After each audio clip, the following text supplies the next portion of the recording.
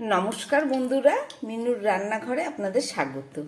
চলে এলাম নতুন একটা রেসিপি নিয়ে, একটা নিরামিষ রেসিপি করে আপনাদের দেখাবো। আমি একদম প্রথমে কিছুটা সবজি কেটে নিয়েছি আর একটা কড়াই বসিয়ে দিয়ে তার মধ্যে তেল দিয়েছি। তেলটা গরম হয়ে গেছে। এবার এই তেলের মধ্যে আমি কিছুটা পাঁচফোড়ন দিয়ে দিচ্ছি। পাঁচফোড়নটা ভাজা হয়ে গেছে, একটা তেজপাতা দিয়ে দিচ্ছি। আর এখানে আমি কিছুটা মিষ্টি কুমড়ো, সামান্য পেঁপে আর একটু আলু কেটে নিয়েছি। এই সবজিগুলোকে ধুয়ে নিয়েছি ভালো করে, সবজিগুলোকে দিয়ে দিলাম।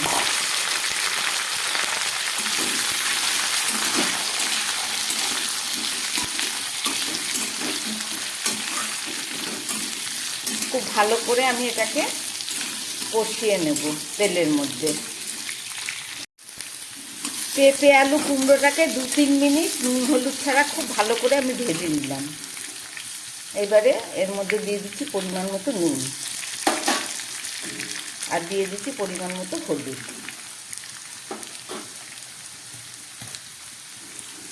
দিয়ে দিচ্ছি দুটো কাঁচা লঙ্কা।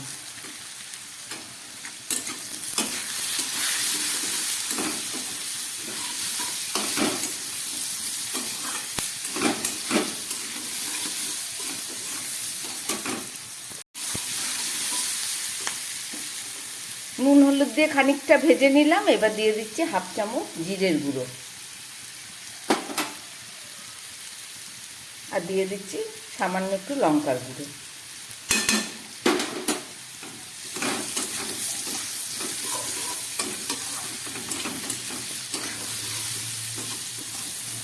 আমার সব প্রায় দেয়া হয়ে গেল।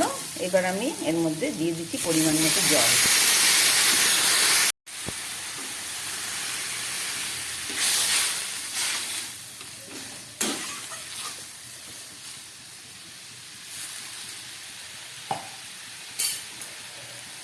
আমার সবই প্রায় দেয়া হয়ে গেল। একটা অল্প তেল মশলার মধ্যে একটা নিরামিষ তরকারি।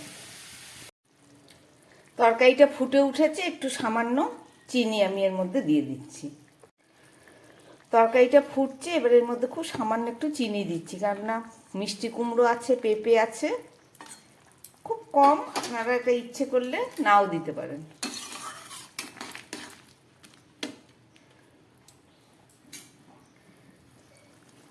এবার আমি একটা ঢাকা দিয়ে দিচ্ছি। এখন এই একদম আঁচ কমিয়ে 4-5 মিনিট রান্না হোক, তারপর ফেরত এসে দেখাচ্ছি। 4-5 মিনিট পরে ফেরত আসলাম, ঢাকা খুললাম।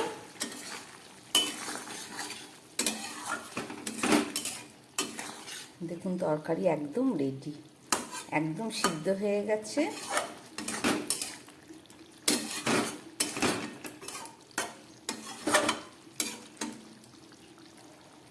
একটু ধনে পাতা দিলে ভালো হতো, কিন্তু আমার কাছে এখন নেই।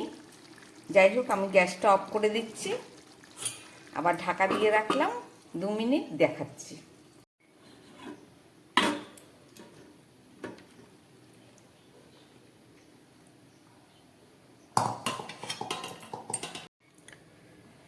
প্রচুর ধোঁয়া রান্না করলাম পেঁপে আলু কুমড়ো দিয়ে একটা নিরামিষ তরকারি।